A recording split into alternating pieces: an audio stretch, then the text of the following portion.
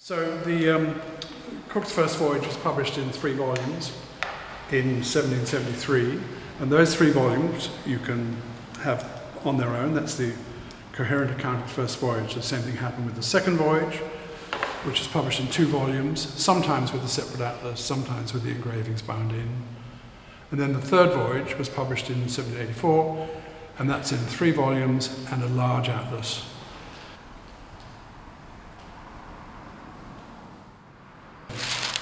So we're going through the illustrations of the third voyage, Cook's third voyage. You don't often see Captain Cook in these, but this happens to be one where Captain Cook, there he is from the back.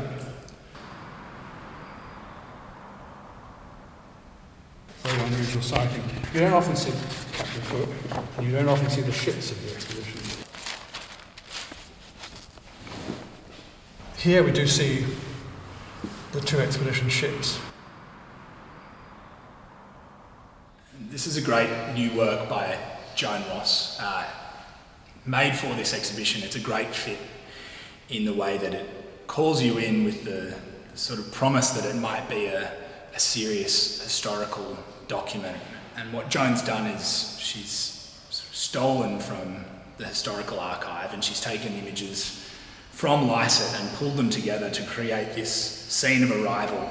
And as a small rowing boat approaches the shore, Joan shows, a very complex society, sort of a very well-populated shoreline with the Indigenous Australian group of Botany Bay clearly populating the region in a way that would suggest that any promise that this was a terra nullius would be completely laughable. And I think that's what Joan is aiming at here, is this claim of the entire east coast of Australia for Great Britain is built on a kind of foundation lie, and one that can't really be turned away from.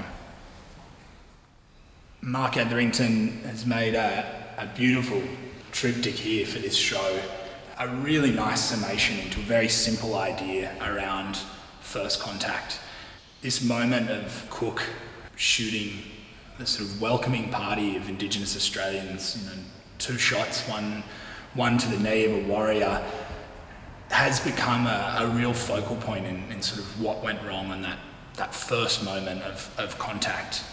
Mark's work here has 3 parts and 3 clear sort of chapters. An arrival, this crystal clear blue day in the middle, a classic Australian beach scene, but there's blood on the sand, and the final chapter of the story, this ship returning and a blood red sea and a grey sky.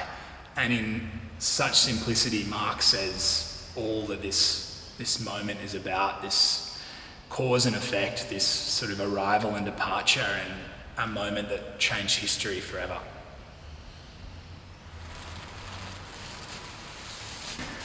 Well, Cook's first voyage is really, to an enormous extent, about botany. Everyone was amazed at what they found. Banks was the leader of this, and he had several assistants and botanists with him. And when they came back to England, he arranged for all the botanical plates, that is all the botanical drawings from the voyage, to be turned into engravings. And the engravings were made in the last couple of decades of the 18th century. When they came back to Hawaii, they ended up at Kealakekua Bay, and that's where Cook was killed, of course. And this is the remarkable image showing the ships at anchor in the bay, showing Hawaiian people going out to the ships with supplies or just to look at the ships, and showing the very first image of a surfer, what was called by the Hawaiians a wave sliding board.